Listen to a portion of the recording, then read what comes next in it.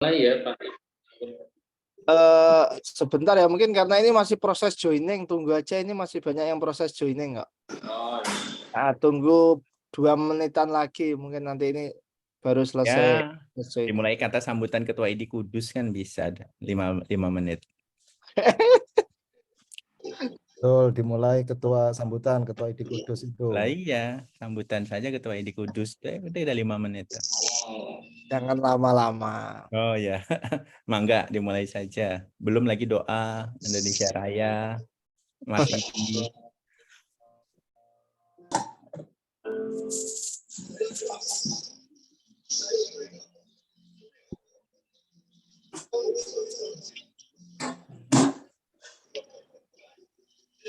Ya mungkin Dokter Wahyu mulai, nggak apa-apa Dokter Wahyu.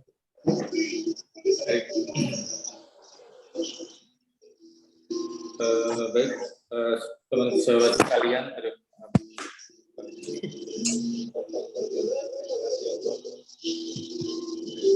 baik teman sahabat sekalian, assalamualaikum warahmatullahi wabarakatuh. Selamat malam semuanya. Yang terhormat Dr. Beni Satria, Ketua PHP2A PBID, yang terhormat Ketua Cabang IPI Kudus, Dr. Ahmad Saifuddin, yang terhormat semuanya yang dipilih, senior-senior dan teman-teman sekalian semuanya. Perlu kita ketahui bersama bahwa acara ini memang dadakan ya, memang persiapannya dengan cepat karena kita juga melihat situasinya berjalan lebih cepat dari yang kita perkirakan. Makanya tadi saya bersama Ketua Cabang ID Kudus punya suatu inisiatif untuk kita itu bisa segera mensosialisasikan dengan cepat perkembangan dari yang sekarang terjadi di pusat ya, terutama di DPR, tentang penggodokan dari RUU Kesehatan kaitannya dengan Omnibus Law.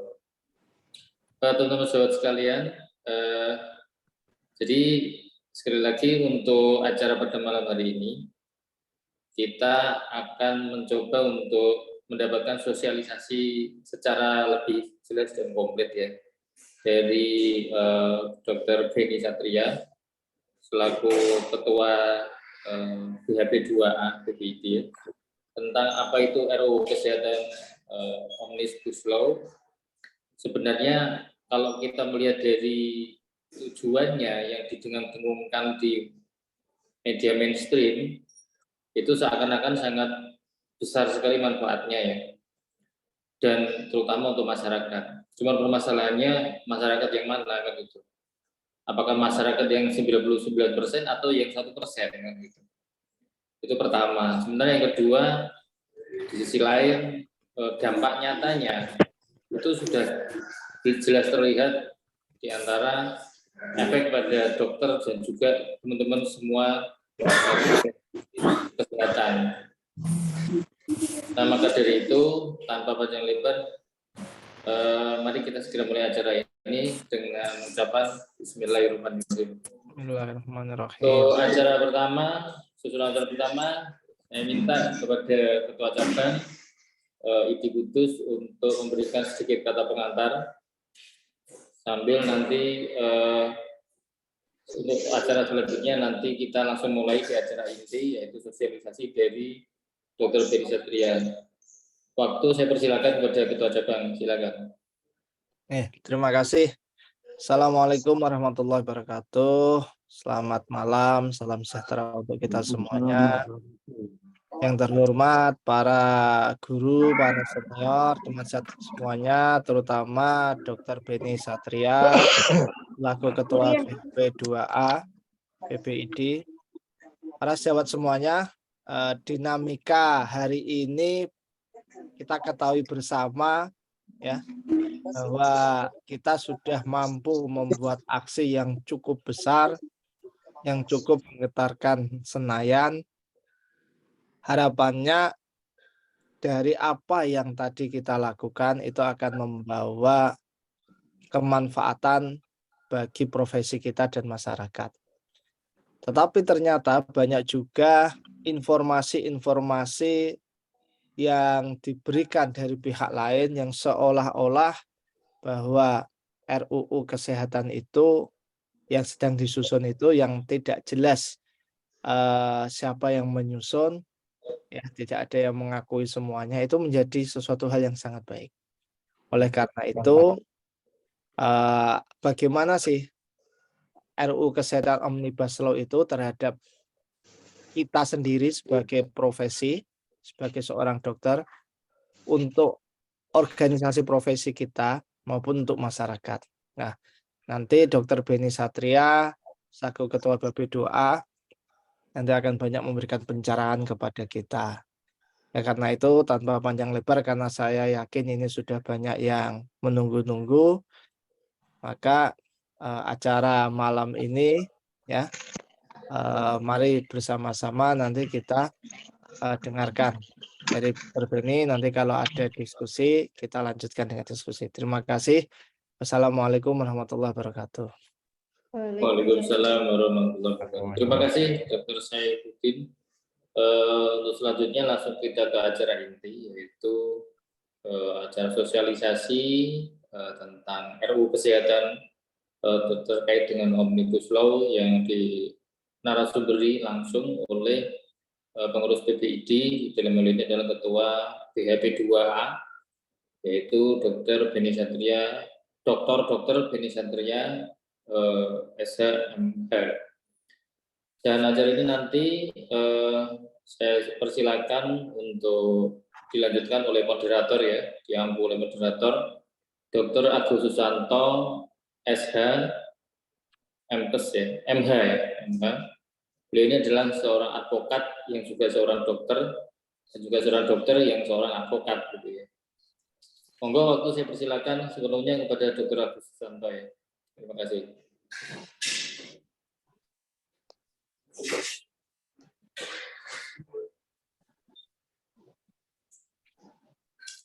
Dr. Agus Susanto, mungkin masih di mute mungkin.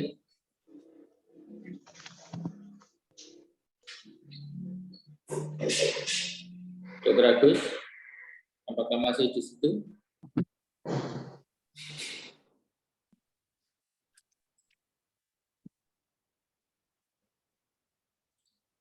Halo, Dr. Agus.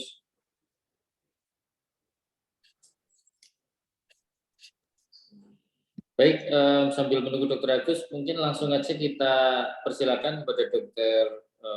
Beni Satria untuk memulai memberikan sosialisasi. Waktu saya persilakan kepada Dr. Beni Satria. Baik, terima kasih Dr. Wahyu spesialis bedah dan yang saya hormati Ketua ID Cabang Kudus, Dr. Ahmad Ipul Saifuddin, seluruh guru besar, teman sejawat, dan para senior semua di pertemuan malam ini. Baik, saya izin share screen dan mohon kerjasamanya semua terkait kalau lupa menonaktifkan tombol mute agar mungkin diskusi atau suara saya tidak nanti terpecah dengan beberapa suara yang lain. Tentu terima kasih kepada forum malam ini, mudah-mudahan bisa memberikan gambaran yang sebenarnya terkait apa yang menjadi aksi pagi ini tadi. Dan secara khusus saya menyampaikan terima kasih kepada seluruh sejawat dari 5 organisasi profesi bersama YLKI yang sudah berjuang dan melakukan aksi di semua kabupaten kota, termasuk juga di DPR. Dan terkhusus kepada sejawat Dr. Adib Humaydi yang memimpin langsung aksi ini.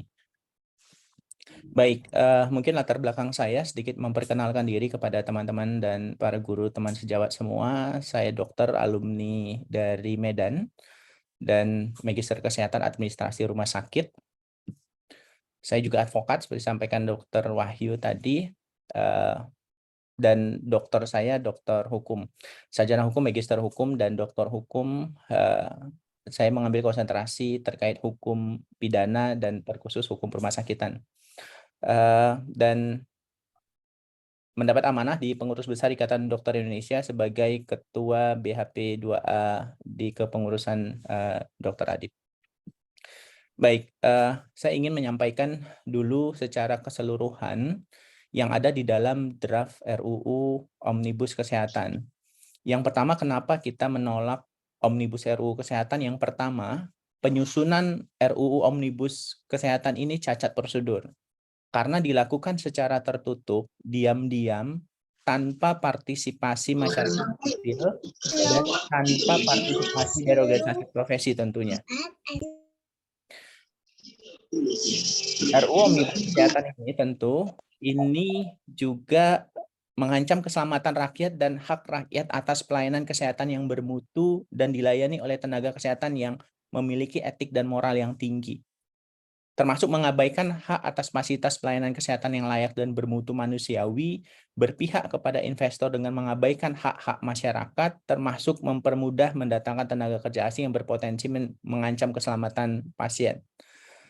Pendidikan kedokteran untuk menciptakan tenaga kesehatan yang murah bagi industri sejalan dengan masifnya investasi.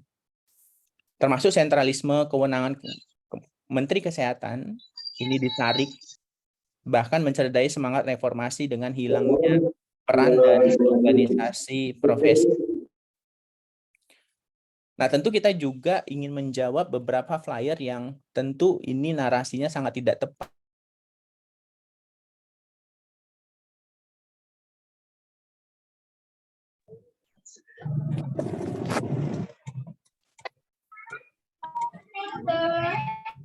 Dokter Benny masih mute, ke mute Dokter Benny.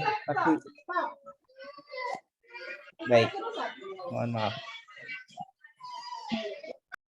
Mungkin yang lain boleh dibantu. Baik, tentu ingin kita menjawab bahwa akses katanya dengan banyaknya dokter gigi, dokter spesialis, dokter umum, itu kalau diproduksi ini akan lebih mudah.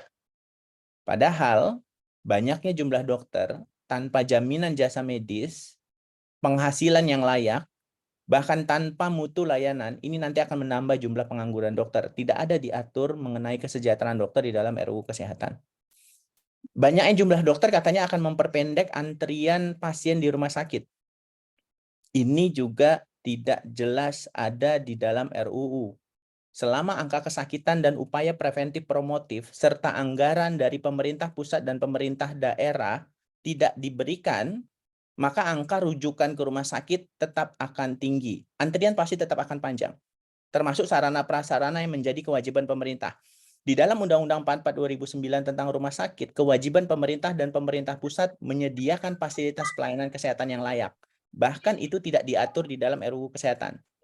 Biaya masyarakat berobat ke dokter katanya akan lebih murah karena pungli-pungli yang membebani dokter akan hilang. Nah, tentu pungli terbesar itu ada dalam kewajiban pajak penghasilan yang progresif bagi dokter. Ini saja pun tidak diatur secara jelas. Seharusnya pajak untuk dokter kalau menginginkan biaya lebih murah, bukan jasa medis yang dipermasalahkan. Tetapi seharusnya pajak dan alat pajak, alat kesehatan, termasuk juga obat-obatan, termasuk juga pajak atas pembiayaan obat-obatan dan dirawat jalan, itu yang harusnya dikonsentrasi dan diurus oleh pemerintah. Bukan menuding pungli-pungli yang katanya akan dapat mengurangi beban biaya menjadi lebih murah. Jasa medis hanya bagian dari jasa pelayanan. Ada biaya obat di sana, ada biaya operasional di sana, ada gaji di sana, ada biaya alat kesehatan dan investasi di sana. Tentu ini narasi yang sangat menyesatkan. Kualitas dokter katanya akan jauh lebih bagus karena hilangnya pungli-pungli dan birokrasi tata kelola kedokteran. Justru kualitas dokter akan menjadi terancam karena hilangnya peran pengawasan dari organisasi profesi. Karena organisasi profesi bertanggung jawab mengawasi anggotanya yang melakukan praktek-praktek yang tidak berbasis kepada evidence-based medicine. Putra bangsa dari keluarga tidak mampu akan dapat akses lebih besar untuk menjadi dokter spesialis. Tentu ini kewajiban negara, tidak boleh melakukan diskriminasi. Kita sangat mendukung peran ini. seandainya ini memang benar dianggarkan di dalam APBD atau APBN. Sayangnya, itu tidak disebutkan anggaran yang menjadi kewajiban pemerintah membiayai atau mengalokasikan biaya tertentu bagi masyarakat yang kurang mampu. STR akan berlaku seumur hidup dan gratis, dan akan diurus melalui via online. Tidak ada satupun negara yang memberlakukan STR seumur hidup. Nanti kita akan lihat di beberapa substansi pasal, bahwa negara Singapura saja lisensinya hanya berlaku 1 tahun dan harus diperbarui setiap tahun. Negara Filipina 3 tahun untuk warga negara Filipina, tetapi untuk warga negara asing hanya 1 tahun. Ini rujukan STR berlaku seumur hidup. Ini yang referensinya mungkin kurang tepat. SIP tetap berlaku 5 tahun tanpa kewajiban harus mencari rekomendasi organisasi profesi. Justru hak perlindungan bagi masyarakat dilakukan praktek kedokteran oleh dokter yang memiliki etik dan moral yang tinggi, tentu tidak akan ada yang mengawasi tanpa peran dari organisasi profesi.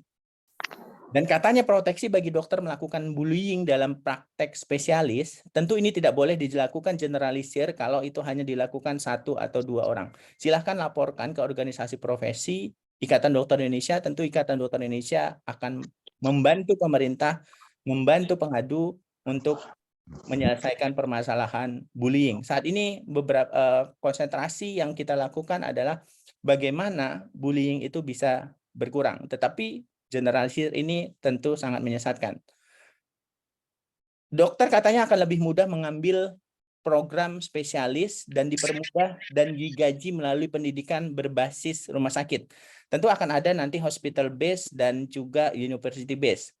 Kalau dokter digaji di rumah sakit, tentu itu sudah dijelaskan di dalam Undang-Undang Pendidikan Kedokteran bahwa ini adalah kewajiban pemerintah. Kalau pemerintah tidak memberikan anggaran yang jelas dan itu tidak dijelaskan di dalam RUU secara jelas, itu akan menjadi beban rumah sakit. Apalagi kalau itu harus diambil dari tarif inasi bijis yang sejak tahun 2016 tidak pernah mengalami kenaikan, termasuk tarif kapitasi. Bahkan di dalam draft RUU Kesehatan, tarif inasi bijis dan juga tarif kapitasi tidak disinggung sama sekali. Justru yang disinggung hanya besaran iuran jaminan kesehatan yang dilakukan secara berkala setiap 2 tahun. Artinya setiap 2 tahun tentu besaran iuran jaminan kesehatan akan naik. Tetapi tarif inasi bijis termasuk tarif kapitasi tidak disinggung sama sekali. Tentu harapan kita itu seharusnya juga dilakukan evaluasi setiap setahun sekali atau 2 tahun sekali agar ini memberikan mutu pelayanan kesehatan kepada masyarakat. Kita masuk ke dalam substansi Omnibus Kesehatan. Tetapi sebelum saya masuk ke dalam Omnibus Kesehatan, tentu teman-teman harus memahami, teman sejawat semua harus memahami apa itu Omnibus Kesehatan. Ini adalah konsep baru di Indonesia yang diperkenalkan oleh Presiden Joko Widodo sebagai upaya peningkatan laju investasi. Catatan dan garis besarnya adalah sebagai upaya peningkatan laju investasi. Jadi metode Omnibus Law lah yang digunakan. Secara epistemologis tentu ini bermakna for everything atau semuanya, menyederhanakan berbagai produk hukum antara pemerintah pusat dengan pemerintah daerah itu disederhanakan dalam satu metode yang disebut dengan Omnibus Law. Nah, tentu Omnibus Law ini biasa dan sangat umum digunakan di sistem-sistem negara common law. Indonesia menganut sistem civil law, bukan common law. Common law itu biasanya dianut di Amerika Serikat, Kanada, Irlandia, Selandia Baru, dan Filipina.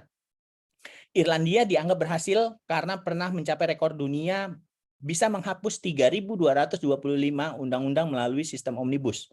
Sementara kalau sistem common law ini, metode omnibus ini di beberapa jurnal diterapkan di Indonesia dianggap berbahaya karena akan memperpanjang sistem hukum yang saling tumpang tindih. DPR dengan sistem DPR, DPRD yang ada di kabupaten kota provinsi, tentu mereka hanya berkonsentrasi di bidang mereka masing-masing di dalam komisi. Nah, inilah yang kemudian di beberapa jurnal dianggap metode omnibus ini dianggap beberapa jurnal berbahaya. Tentu ini yang kemudian dijadikan pemerintah menjadi satu metode dan itu sudah disahkan di Undang-Undang 13 tahun 2022. Nah, sebagai pengetahuan kita semua dulu terkait omnibus, sebenarnya kita sudah punya Undang-Undang 12 2011 Yang ini kita kenal dengan Undang-Undang Hierarki Peraturan Perundang-undangan. Artinya, urutan hierarki peraturan perundangan tertinggi adalah Undang-Undang Dasar 1945. Kemudian urutan kedua adalah ketetapan MPR. Baru urutan ketiga undang-undang, baru kemudian peraturan pemerintah, kemudian peraturan pemerintah pengganti undang-undang atau peraturan presiden, baru kemudian peraturan daerah. Nah, seharusnya dari beberapa undang-undang existing sekarang, pemerintah seharusnya konsentrasi membahas dan mengeluarkan peraturan pemerintah. Setelah undang-undang ada peraturan pemerintah yang harus dibuat. Bukan kemudian mengubah undang-undangnya. Tetapi pemerintah sepertinya lebih menyenangi merubah undang-undang daripada membuat peraturan pemerintah pengganti undang-undang, atau peraturan presiden, atau bahkan peraturan teknis, peraturan menteri. Seperti contohnya STR dan kewajiban mengikuti pendidikan berkelanjutan. Seharusnya itu cukup diatur dalam peraturan menteri saja atau dalam peraturan pemerintah, bukan kemudian mengubah undang-undangnya.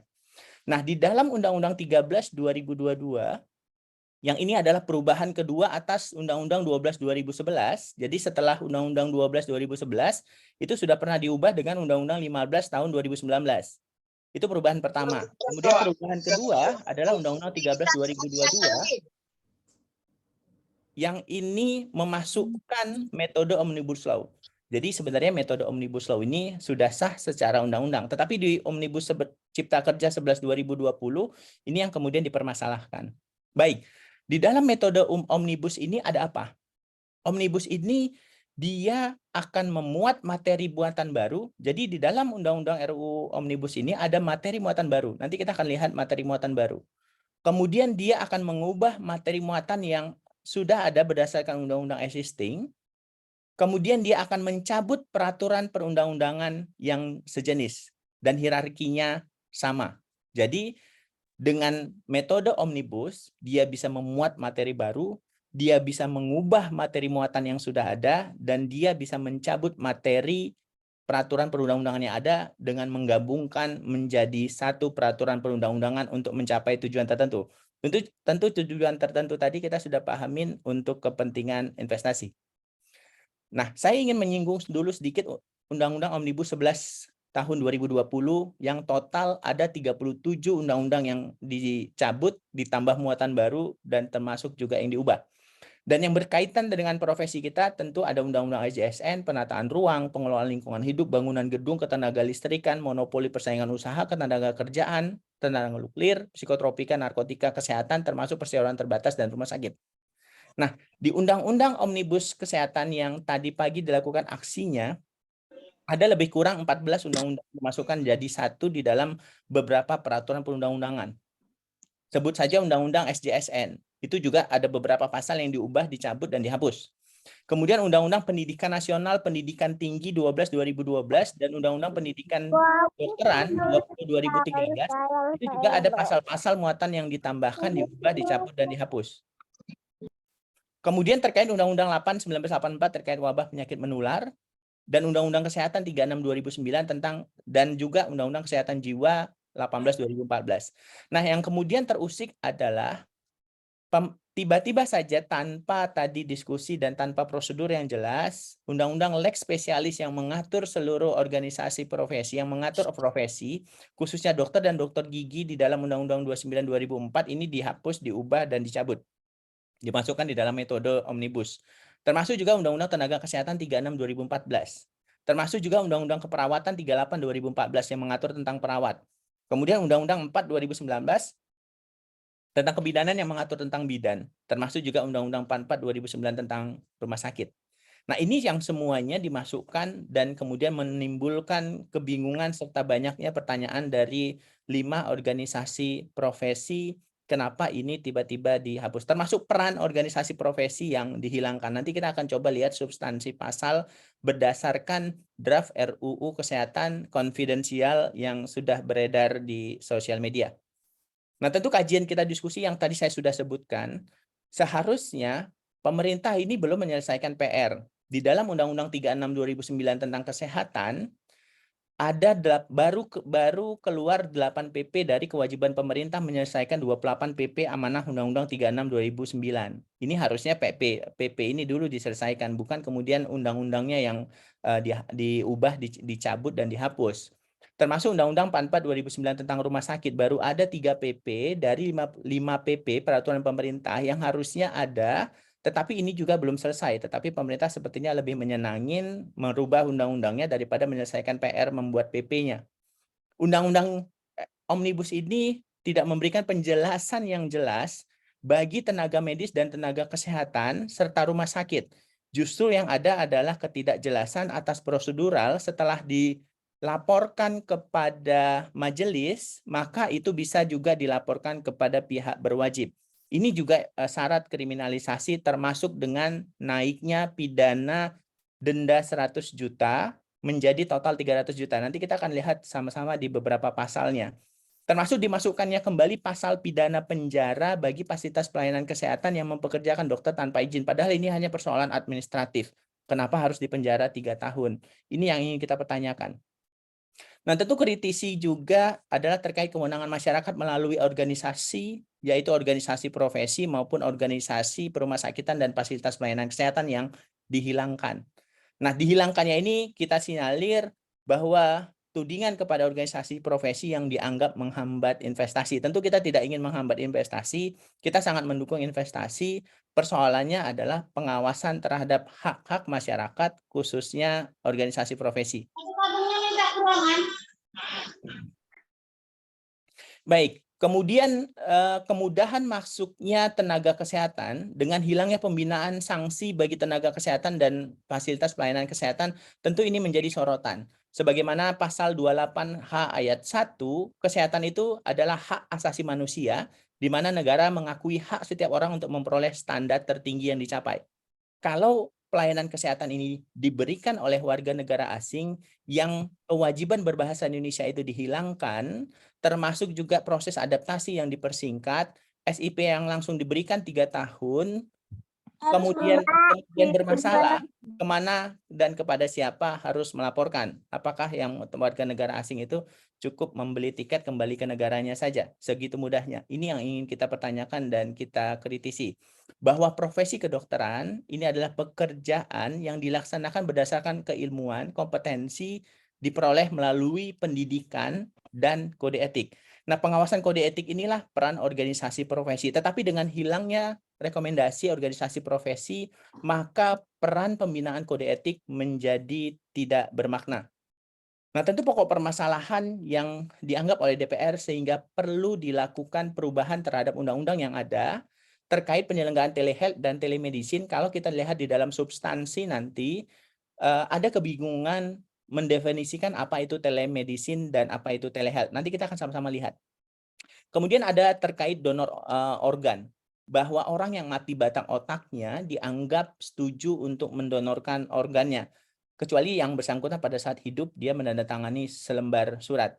Terkait pelayanan kefarmasian tidak ada perubahan kecuali ada peran camat di dalam RUU tersebut kalau ketiadaan tenaga kefarmasian atau dokter di sana. Jadi orang lain boleh melakukan itu. Kemudian terkait JKN dan BPJS Kesehatan, ada yang menarik terkait hilangnya batasan usia minimal 40 tahun dan maksimal 65 tahun menjadi Dewan Pengawas atau anggota direksi, termasuk dihapuskannya kewajiban Dewan Direksi melaporkan, mengusulkan besaran gaji yang didapat kepada Presiden, itu dihapus, termasuk pemerataan dan distribusi dokter umum dan dokter gigi, termasuk dokter spesialis yang ini juga tidak terlalu kental kecuali untuk yang pendidikan. Kemudian juga terkait tata kelola informasi kesehatan tentu sudah diatur lebih dulu di dalam Permenkes 24 tahun 2022 tentang penyelenggaraan sistem rekam medis elektronik. Terkait kerjasama BPJS Kesehatan, ada kewajiban bagi fasilitas pelayanan kesehatan yang memiliki izin untuk BPJS segera merespon kalau ingin bekerja sama. Nah, tentu beberapa permasalahan terkait pendidikan dokter spesialis ini yang nanti diatur bahkan bisa diselenggarakan di rumah sakit. melalui sistem hospital base karena sudah ditambahkan satu pasal baru bahwa rumah sakit pendidikan itu bisa didefinisikan sebagai satu institusi pendidikan. Nah, yang ingin kita kritisi pertama kenapa ada aksi tadi pagi adalah keterlibatan masyarakat. Jelas di dalam Undang-Undang 13 tahun 2022, kenapa undang-undang ini direvisi sampai yang kedua kalinya, bahwa untuk membentuk suatu peraturan yang terencana, terpadu, dan berkelanjutan, maka dibutuhkan penataan perbaikan mekanisme dalam pembentukan peraturan perundang-undangan sejak perencanaan. Jadi sejak perencanaan, sejak penyusunan, sejak pembahasan dan pengesahan, wajib melibatkan dan memperkuat peran serta dan partisipasi masyarakat. Ini yang kemudian kita protes. Bahwa sejak perencanaan, penyusunan, dan pembahasan sama sekali peran masyarakat, partisipasi masyarakat melalui organisasi profesi itu sama sekali tidak dilibatkan. Jadi ini yang kemudian kita anggap unprocedural. Bahwa Undang-Undang 13 tahun 2022, perubahan kedua atas Undang-Undang 12 2011, di situ disebutkan bahwa perlu dilakukan penyempurnaan dengan memperkuat keterlibatan dan partisipasi masyarakat yang bermakna, meaningful participation. Ini yang tidak dilakukan. Ini yang kita kemudian melakukan aksi karena sejak perencanaan, penyusunan ini dilakukan secara diam-diam. Ada apa?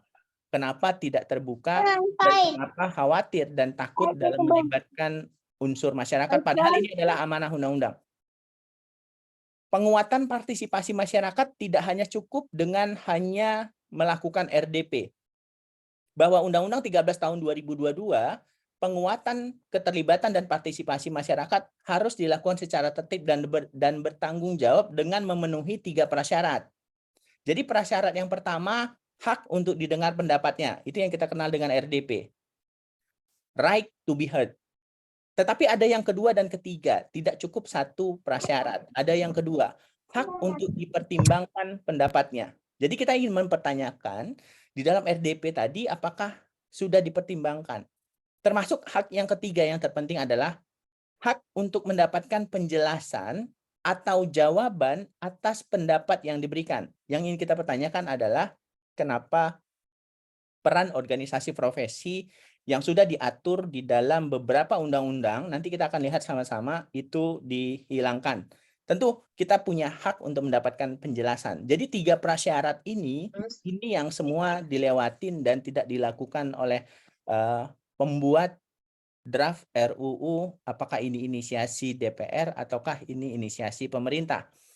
3 prasyarat ini harus terpenuhi. Tidak hanya satu prasyarat hanya didengar pendapatnya. Kemudian terkait STR. STR di dalam draft kita masuk ke dalam substansi draft RUU konfidensial yang beredar. Di dalam draft RUU Kesehatan, Omnibus Kesehatan, ada kebingungan mendefinisikan surat tanda registrasi. Bahwa di dalam definisi surat tanda registrasi itu adalah bukti tertulis yang diberikan kepada tenaga kesehatan. Siapa yang memberikan?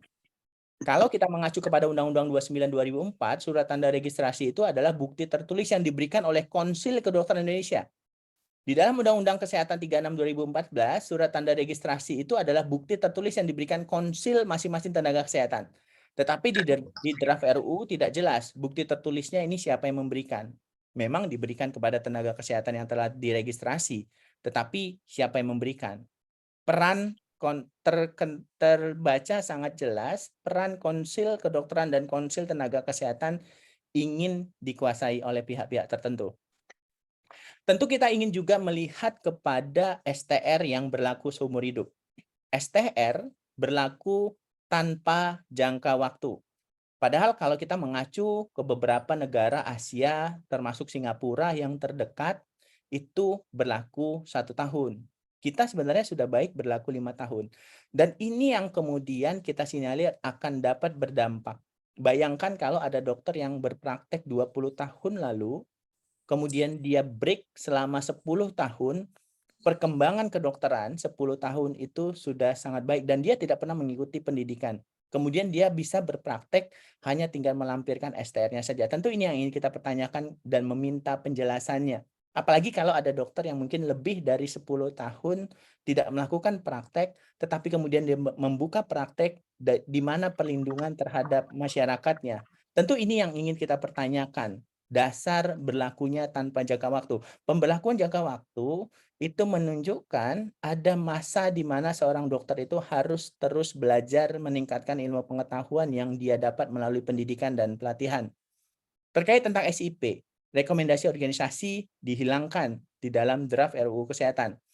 Ada SIP virtual, bahwa akan ada fasilitas pelayanan kesehatan virtual yang SIP-nya diberikan oleh menteri. Ini bentuknya seperti apa? Karena virtual dia bentuknya. Tentu di dalam keadaan tertentu, pemenuhan penerbitan SIP yang diberikan oleh pemerintah daerah, kabupaten, kota, ini ternyata hanya, baik, mohon maaf. Jadi di dalam rangka penerbitan SIP, pemerintah kabupaten kota harus menetapkan kuota.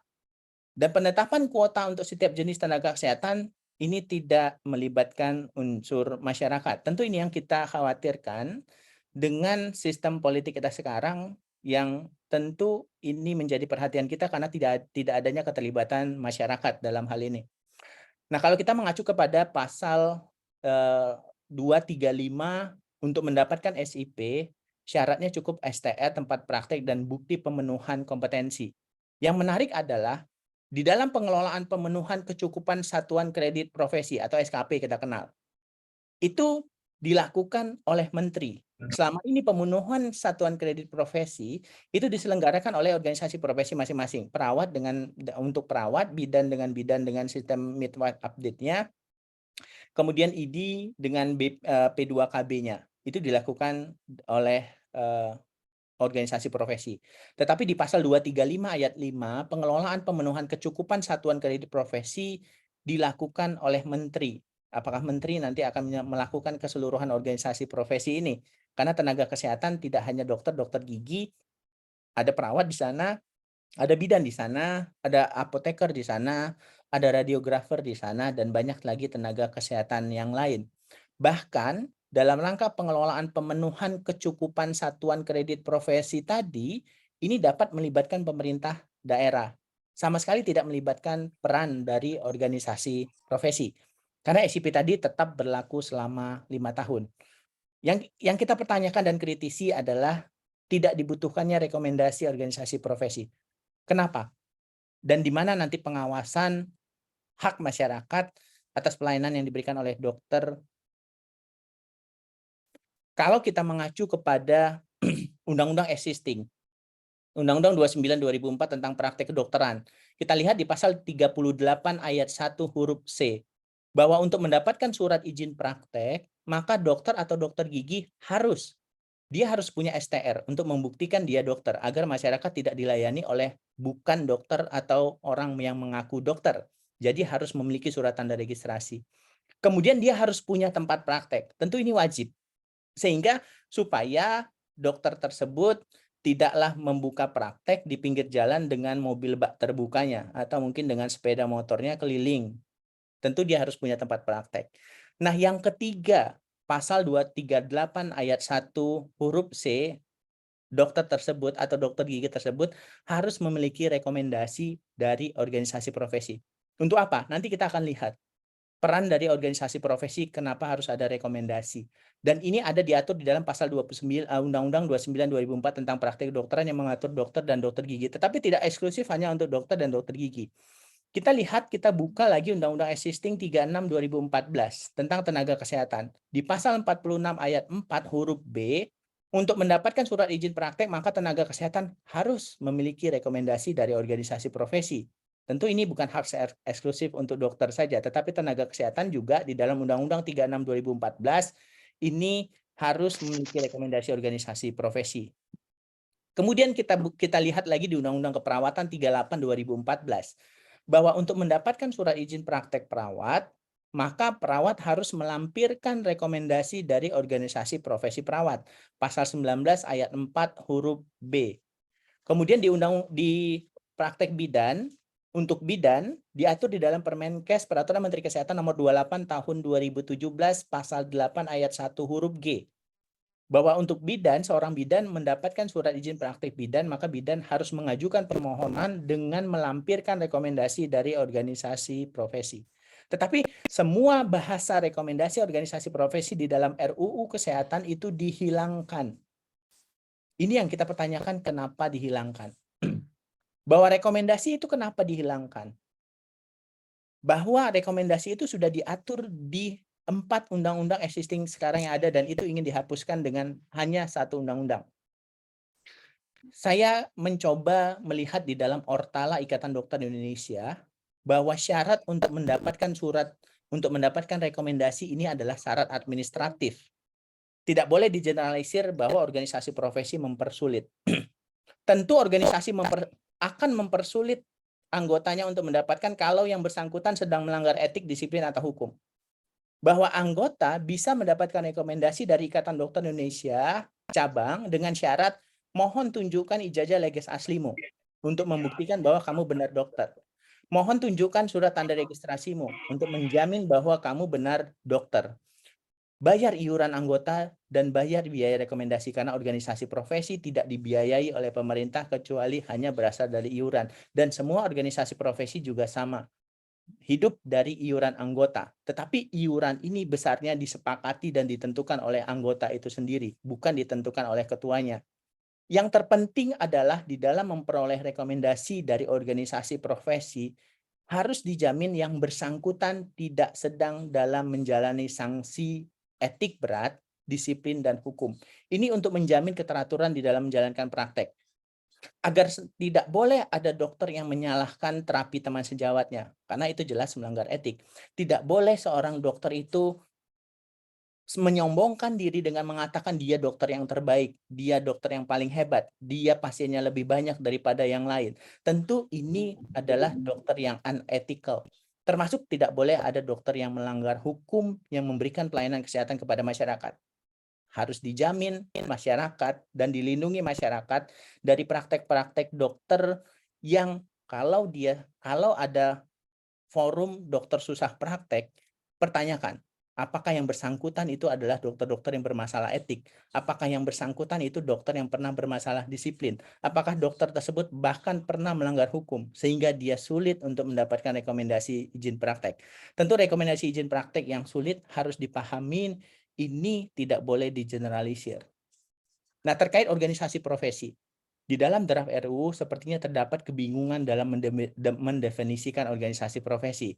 Kita lihat di dalam poin pasal 296 bahwa sudah diatur setiap jenis tenaga kesehatan hanya dapat membentuk satu organisasi profesi. Tetapi organisasi profesi yang mana? Di dalam definisi organisasi profesi itu adalah wadah untuk berhimpun tenaga kesehatan yang seprofesi. Ini multitafsir. Ini akan menjadi multibar, akan banyak organisasi profesi kalau kita menggunakan definisi ini. Bahkan menteri di dalam pemenuhan kebutuhan, menteri dapat menetapkan jenis tenaga kesehatan yang baru. Seperti kita ketahui, kalau ini diserahkan kepada menteri, jabatan menteri bisa dalam waktu beberapa bulan atau beberapa tahun. Seharusnya ini diatur. Kenapa tidak diatur dalam aturan yang lebih tinggi? Peraturan pemerintah atau Perpres. Karena menteri jabatan politis yang bisa berhenti kapan saja atau diberhentikan kapan saja. Kita lihat lagi kepada definisi organisasi profesi di dalam Undang-Undang Existing. Di dalam Undang-Undang 29/2004 tentang praktek kedokteran, organisasi profesi adalah jelas disebutkan di sana. Ikatan Dokter Indonesia untuk Dokter, Persatuan Dokter Gigi Indonesia untuk Dokter Gigi. Kalau mengacu kepada RUU Kesehatan, ada kebingungan dalam mendefinisikan organisasi profesi. Ada 2 definisi organisasi profesi di sana. Kalau mengacu kepada undang-undang existing yang lain, di Undang-Undang 38/2014 tentang perawat, jelas disebutkan organisasi perawat adalah Persatuan Perawat Nasional Indonesia. Kalau kita buka lagi Undang-Undang 4/2019 tentang kebidanan, di situ juga jelas disebutkan organisasi profesi untuk bidan adalah Ikatan Bidan Indonesia. Itu sangat jelas di beberapa undang-undang existing. Tetapi definisi ini bisa menimbulkan multibar dan multi persepsi karena hanya mendefinisikan wadah berhimpun tenaga kesehatan yang seprofesi. Bahkan pemerintah di dalam draft RUU mengabaikan 2 putusan Mahkamah Konstitusi yang sudah ada. Bahwa di putusan Mahkamah Konstitusi nomor 88 2015 sudah dijelaskan oleh Hakim Konstitusi hanya boleh ada satu wadah organisasi profesi untuk satu jenis tenaga kesehatan, tujuannya untuk mempermudah pemerintah dalam pengawasan terhadap tenaga kesehatan, agar tidak boleh ada dua standar etik, dua standar pelayanan, dua standar prosedur yang ditetapkan oleh masing-masing organisasi profesi. Bahwa sudah ada putusan yang kedua, memperkuat lagi putusan tahun 2015-88, putusan Mahkamah Konstitusi nomor 10 tahun 2017, bahwa Ikatan Dokter Indonesia dan Perhimpunan Dokter Gigi Indonesia ini adalah rumah besar profesi yang diisi oleh berbagai keahlian kedokteran. Ini mirip analoginya seperti Majelis Ulama Indonesia yang bergabung seluruh organisasi Islam. Agar tidak boleh lagi ada yang menyalahkan satu pun standar atau etik atau disiplin satu organisasi sehingga menimbulkan ketidakpastian. Kalau ada satu mengatakan A, kemudian satu organisasi mengatakan B, ini tentu akan timbul ketidakpastian hukum di dalam praktik menjadi tidak jelas, dan kapan organisasi profesi itu dimaknai sebagai Ikatan Dokter Indonesia. Tentu di dalam draft pembuatan undang-undang seharusnya putusan Mahkamah Konstitusi ini tidak boleh diabaikan atau dihilangkan. Kalau ada tudingan yang mengatakan kemudian kewenangan organisasi profesi itu terlalu besar, hanya ada 11. Amanah Undang-Undang 29/2004. Dan ini pun sesuatu yang lumrah dan wajar, bukan menjadi suatu yang superpower. Kita buka di Undang-Undang 29/2004 existing. Pasal 8, bahwa kewenangan organisasi profesi menetapkan etika profesi. Apakah ini salah? Bahwa setiap profesi punya etikanya. Bahwa kemudian penjelasan pasal 50 Undang-Undang 29/2004, kewenangan organisasi profesi adalah membuat standar profesi. Apakah ini juga dianggap sebagai suatu yang bertentangan? Bahkan organisasi profesi di pasal 8 memberikan sanksi bagi anggota karena melanggar ketentuan etik profesi. Apakah ini salah kalau ada organisasi profesi yang memecat anggotanya karena melakukan praktek tidak berdasarkan evidence-based medicine, kalau menjalankan praktek hanya untuk berjualan mengambil keuntungan pribadi, apakah kemudian organisasi profesi sesuai amanah pasal 8 Undang-Undang 29/2004 memberikan sanksi bahkan memecat anggotanya yang melanggar ketentuan etik? Ini juga dianggap superpower dan salah. Bahwa untuk menjadi anggota Konsil Kedokteran juga ada hak dari organisasi profesi sesuai pasal 14.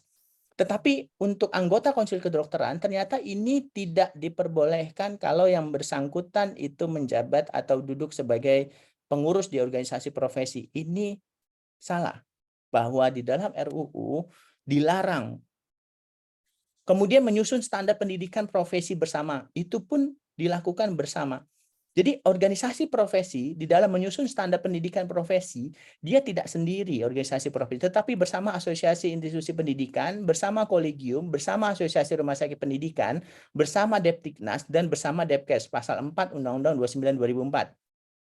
Kemudian di pasal 38 memberikan rekomendasi untuk mendapatkan SIP. Tadi sudah dijelaskan bahwa pemberian rekomendasi bahwa untuk menjamin dokter tersebut tidak melanggar etik, disiplin, atau hukum sebelum dia melayani masyarakat. Termasuk pasal 49, bahwa organisasi profesi itu berwenang melakukan pembinaan, pengawasan, kendali mutu, dan kendali biaya. Kemudian di pasal 54, organisasi profesi melakukan pembinaan praktek kedokteran yang bermutu dan melindungi masyarakat. Kenapa peran ini kemudian dihilangkan oleh pemerintah di dalam draft RUU?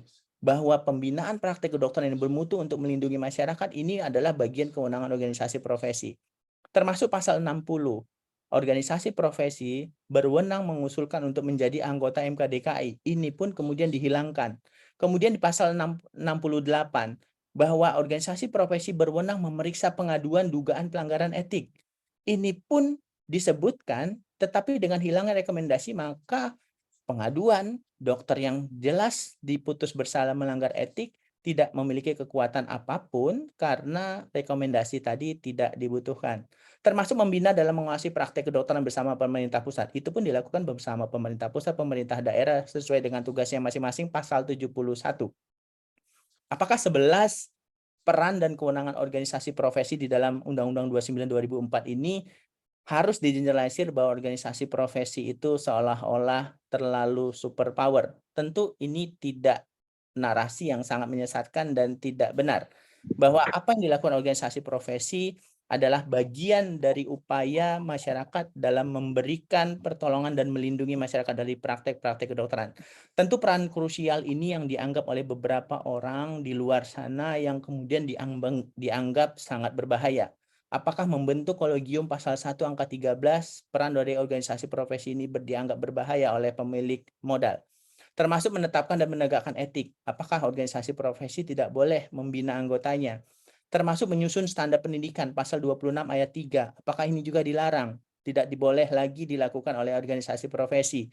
Termasuk tadi mengadakan P2KB pasal 28 ayat 1 bahwa P2KB pemenuhan terhadap satuan kredit profesi ini nanti akan diselenggarakan oleh menteri, tidak lagi diselenggarakan oleh organisasi profesi.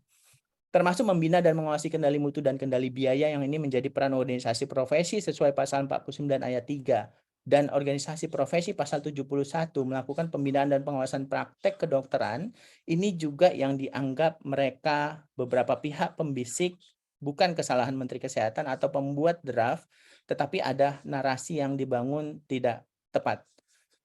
Bahwa saya ingin mengingatkan kembali kenapa Undang-Undang 29 2004 itu dikeluarkan pada zamannya. Bahwa di sana jelas disebutkan Undang-Undang 29 2004 itu dikeluarkan karena bahwa mereka paham inti dari berbagai praktek kegiatan penyelenggaraan upaya kesehatan itu harus dilakukan oleh dokter dan dokter gigi yang memiliki etik dan moral yang tinggi. Etik dan moral yang tinggi ditempatkan menjadi urutan pertama, baru kemudian keahlian dan kewenangan yang harus didapat secara terus-menerus melalui pendidikan dan pelatihan berkelanjutan. Baru kemudian cerita sertifikasi, baru kemudian registrasi dan lisensi serta pembinaan, pengawasan dan pemantauan. Etik dan moral yang tinggi, masyarakat harus dilayani oleh dokter dan dokter gigi yang memiliki etik dan moral yang tinggi. Bunyi ini juga disebutkan di dalam Undang-Undang 38 2014. Bunyi untuk perawat. Bunyi ini juga disebutkan di dalam Undang-Undang 36 2014 tentang tenaga kesehatan. Bahwa dalam penyelenggaraan upaya pelayanan kesehatan, maka harus dilakukan oleh tenaga kesehatan yang memiliki etik dan moral yang tinggi. Kalau peran organisasi profesi itu dilakukan kebiri atau di pengkebirian di dalam RUU Kesehatan, bagaimana negara bisa menjamin bahwa dokter atau tenaga kesehatan itu memiliki etik dan moral yang tinggi karena peran organisasi profesi itu dihilangkan. Terkait tenaga kerja warga negara asing, bahwa terkait tenaga kerja warga negara asing, untuk warga negara asing lulusan luar negeri yang telah mendapatkan izin tinggal tetap, dan dia akan berpraktek di Indonesia, dapat diberikan STR. Dan pemenuhan evaluasi terkait keabsahan ijazah yang di dalam Undang-Undang Existing, Undang-Undang 29 2004, pasal 30 ayat 2, di situ harus jelas sah dulu ijazahnya, mampu melakukan praktek kedokteran, mempunyai surat pernyataan mengucapkan lafal sumpah janji dokter. Dokter berpraktek harus sumpah dengan nama Tuhannya. Ini juga poin ini sama sekali tidak disebutkan, cenderung dihilangkan. Memiliki surat keterangan fisik dan mental, dan di pasal 30 ayat 3 harus sesuai dengan ketentuan peraturan perundang-undangan dan mampu berbahasa Indonesia. Sama sekali tidak disebutkan. Dan bahkan tidak ada disebutkan harus mempunyai kemampuan berbahasa Indonesia. Mungkin kita warga negara Indonesia kalau ingin berpraktek di negara lain, tentu kita harus bisa berbahasa negara yang ada di sana. Ini yang ingin kita pertanyakan, kenapa kemampuan berbahasa Indonesia harus dihilangkan di pasal 30 ayat 3. Sama sekali tidak disebutkan di dalam draft RUU Kesehatan. Kemudian tentang tenaga kerja warga negara asing. Tadinya hanya dalam rangka investasi, tetapi di pasal 221, tenaga kerja warga negara asing dapat melakukan praktek di Indonesia dalam rangka investasi atau non-investasi. Bahasa atau itu adalah bahasa pilihan. Maka bisa dilakukan dalam rangka investasi atau non-investasi dengan ketentuan terdapat permintaan dari pengguna tenaga kesehatan warga negara asing. Siapa pengguna tenaga kesehatan asing? Tentu fasilitas pelayanan kesehatan. Bisa rumah sakit, klinik, laboratorium, atau fasilitas pelayanan kesehatan lainnya. Dan itu bisa dilakukan dalam rangka ahli teknologi dan ilmu pengetahuan untuk jangka waktu 3 tahun. Tadinya di Undang-Undang Existing Praktek Kedokteran 29/2004 hanya berlaku 1 tahun. Dan itu untuk kepentingan dan ahli teknologi. Yang kita sayangkan adalah di pasal 221 di dalam RUU Kesehatan tidak mempertimbangkan ketersediaan tenaga kesehatan setempat di dalam pemenuhan tenaga kesehatan warga negara asing yang akan praktek di Indonesia. Bahkan STR-nya ini berlaku 3 tahun dan dapat diperpanjang selama memenuhi syarat. Di Undang-Undang Tenaga Kesehatan 36 2014 pasal 55 ayat 2 STR tadi untuk tenaga kesehatan negara asing hanya berlaku 1 tahun. Tetapi ini kemudian diberikan langsung 3 tahun. Dasar 3 tahun ini apa? Ini yang kita minta naskah akademiknya. Kita ingin melihat analisa yuridis, sosiologis, dan juga analisis khusus kenapa ini harus dinaikkan 3 tahun. Nah, tadi saya sudah sebutkan juga terkait kewenangan pendidikan dan pelatihan. Nah, kewenangan pendidikan pelatihan di dalam peningkatan mutu, maka Menteri dapat menyelenggarakan program pelatihan atau fellowship di rumah sakit pendidikan. Jadi, penyelenggaraan pelatihan atau fellowship bisa dilakukan oleh Menteri. Padahal sebelumnya diatur terkait pendidikan pelatihan di pasal 28 Undang-Undang 29 2004 diselenggarakan oleh organisasi profesi dan lembaga lain yang diakreditasi oleh organisasi profesi dalam rangka penyerapan perkembangan ilmu pengetahuan dan teknologi. Tetapi penyelenggaraan subspesialis dan dokter gigi subspesialis, Menteri menyelenggarakan program pelatihan atau fellowship. Nah, bahkan di dalam pasal 230 disebutkan di situ ada peran kepala daerah dan pimpinan fasilitas pelayanan kesehatan. Tidak disebutkan sama sekali peran dari organisasi profesi. Terkait tentang transplantasi organ di pasal 89, setiap orang yang mati batang otak dianggap menyetujui menjadi pendonor organ dan atau jaringan. Jadi setiap orang yang sudah mati batang otaknya di rumah sakit dianggap setuju untuk menjadi pendonor organ, kecuali orang tersebut bersangkutan semasa hidupnya telah menyatakan secara tertulis tidak setuju menjadi pendonor. Kalau ingat. Kemudian di Undang-Undang 36 2009 di Undang-Undang Existing kita lihat di pasal 123 pada tubuh yang telah terbukti mati batang otak dapat dilakukan. Ini bahasanya dapat dilakukan tindakan pemanfaatan. Tetapi di pasal 89 bahasanya diganti menjadi dianggap menyetujui. Jadi terkesan ada pemaksaan. Terkait KKI Konsil Kedokteran Indonesia dan KTKI Konsil Tenaga Kesehatan Indonesia, ini KKI akan berada di bawah Menteri. Jadi kedudukan di pasal 239 KKI dan Konsil Kedokteran Indonesia, jadi Konsil Kedokteran Indonesia dan Konsil Kedokteran Gigi Indonesia akan berkedudukan di bawah dan bertanggung jawab kepada Menteri. Pasal 239 ayat 2. Sementara di Undang-Undang 36 2014 jelas disebutkan di situ tenaga kesehatan Indonesia itu bertanggung jawab kepada Presiden melalui Menteri. Nah, ini yang kemudian independensinya kalau di bawah menteri, tadi jabatan menteri adalah jabatan politis yang hanya mungkin berlangsung beberapa tahun saja atau bisa berhenti kapan saja begitu presiden memberhentikan atau melakukan PAW. Tentu kita tidak ingin perubahan-perubahan itu berjalan terlalu cepat. Harusnya untuk independensi KKI tetap bertanggung jawab kepada presiden melalui menteri, bukan berkedudukan di bawah dan bertanggung jawab kepada menteri. Bahkan ketentuan mengenai pimpinan dan anggota Konsil Kedokteran Indonesia ini diatur oleh menteri. Bahwa seharusnya keanggotaan Konsil Kedokteran Indonesia ditetapkan oleh presiden atas usul menteri, bukan diatur oleh menteri.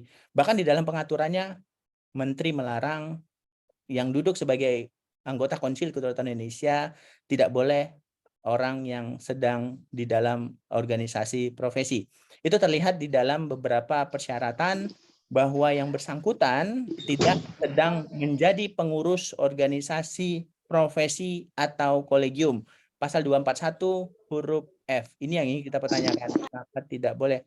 Dan bahkan Menteri mengatur ketentuan-ketentuan mengenai anggota dan ketua Konsil Kedokteran Indonesia yang ingin berada di bawah menteri.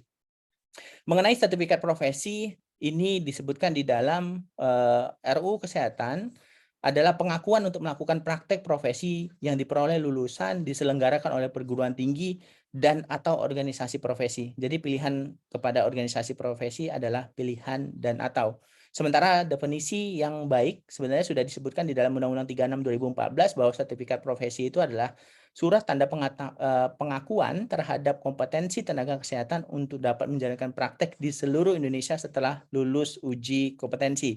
Nah, sertifikat profesi di dalam draft RUU tidak mensyaratkan yang bersangkutan sudah lulus uji kompetensi. Tentu ini harus menjadi tanda tanya kita semua. Ketiadaan dokter atau tenaga teknis kefarmasian, maka tenaga kesehatan lain dapat memberikan pelayanan kedokteran dan atau memberikan pelayanan kefarmasian dalam hal tidak adanya dokter atau tidak adanya apoteker. Tentu ketiadaan itu yang menarik adalah ditetapkan oleh camat. Jadi dalam kondisi tidak adanya tenaga medis atau apoteker, di suatu daerah ini cukup ditetapkan oleh camat, bahkan tanpa peran organisasi profesi. Yang kemudian menarik adalah terkait kriminalisasi, ancaman pidana denda naik 3 kali lipat. Tentu kita pahami bahwa setiap tenaga kesehatan dilarang berpraktek tanpa surat tanda registrasi dan tanpa surat izin praktek. Di Undang-Undang Existing yang sudah ada di pasal 85-84 Undang-Undang 36 2014 dan kita bisa melihat lagi di dalam Undang-Undang 75 di pasal 75-76 Undang-Undang 29 2004, kalau ada tenaga kesehatan atau dokter yang praktek tanpa surat izin, maka akan didenda dengan denda 100 juta. Termasuk juga tenaga kesehatan denda 100 juta. Kalau tak punya STR juga denda 100 juta. Nah, kemudian denda ini dinaikkan di dalam pembuat draft RUU Kesehatan menjadi 300 juta. Ini yang ingin kita pertanyakan. Di pasal 440 dan 441, tenaga kesehatan yang melakukan praktek tanpa surat tanda registrasi dipidana dengan pidana denda 300 juta, naik 3 kali lipat. Termasuk kalau tidak memiliki surat izin praktek, itu juga didenda 300 juta, naik 3 kali lipat. Kenapa? Di pasal 44, di pasal 444, bahkan kalau ada yang mempekerjakan tenaga kesehatan yang tidak punya surat izin praktek, tapi dia punya STR, hanya tidak punya izin praktek, bisa dipenjara 3 tahun. Ini kan persoalan administratif. Kenapa harus dipenjara 3 tahun atau denda paling banyak 300 juta? Ini juga naik 3 kali lipat. Padahal ini hanya persoalan administratif. Nah, kalau kita lihat lagi tadi praktek, ini yang diubah. Tanpa STR yang tadinya 100 juta naik menjadi 300 juta di pasal 85 dan 75 Undang-Undang 29 2004. Yang praktek tanpa SIP juga diubah. Yang tadinya dendanya hanya 100 juta, pidana penjaranya hilang, tetapi di dalam pasal 441 ini dinaikkan dendanya menjadi paling banyak 300 juta. Kemudian yang menggunakan gelar seorang olah tenaga kesehatan, ini kita apresiasi sebenarnya karena yang seolah-olah tenaga kesehatan ini bisa dipidana penjara 5 tahun dan denda 500 juta bagi yang mengaku-ngaku seolah-olah dokter atau seolah-olah perawat atau seolah-olah bidan. Yang menarik adalah ada kewajiban tenaga kesehatan wajib melaporkan kepada aparat penegak hukum kalau di dalam pemberian pelayanan kesehatan dia mengetahui atau menemukan dugaan tindak pidana. Jadi kalau ada dugaan tindak pidana, maka tenaga kesehatan wajib melaporkan. Jadi kewajiban melaporkan ini itu akan membuat riuh di dalam. Dan ini baru dugaan. Wajib lapor tadi dihilangkan terkait kalau berhubungan dengan rahasia kedokteran. Nah, kemudian ada pasal 309 yang ini menimbulkan suatu ketidakpastian hukum di dalam RUU Kesehatan. Bahwa kalau ada tenaga kesehatan, dia kemudian diduga melakukan pelanggaran atau perbuatan tindak pidana, itu bisa diadukan kepada majelis. Ini sudah baik di dalam pasal 29 dan 308. Persoalannya adalah di dalam pasal 309, pengaduan kepada majelis dalam rangka penegakan disiplin sebagai bagian dari alternatif penyelesaian sengketa di luar pengadilan, ternyata tidak menghilangkan hak setiap orang untuk melaporkan adanya dugaan pidana kepada pihak berwenang dan atau menggugat kerugian perdata ke pengadilan. Pasal ini sebenarnya sudah ada di undang-undang sebelumnya. Yang kita sayangkan adalah kenapa ini dimasukkan kembali, karena ini menimbulkan ketidakpastian hukum bagi tenaga kesehatan yang sudah disidang, yang sudah diadukan kepada majelis, tetapi dia harus berproses hukum kepada pihak berwajib atau digugat secara perdata ke pengadilan. Ini yang menimbulkan ketidakpastian hukum dan syarat kriminalisasi bagi tenaga kesehatan. Pidana aborsi dan ASI sama sekali tidak oleh pemerintah bagi orang yang sengaja melakukan tetap ancamannya 10 tahun dan dendanya tetap 1 miliar, termasuk yang sengaja menghalangi pemberian air susu ibu. Harusnya ini dendanya lebih tinggi. Terkait jual beli organ dan bedah plastik juga tidak disinggung dan tidak diubah oleh pemerintah pasal pidananya.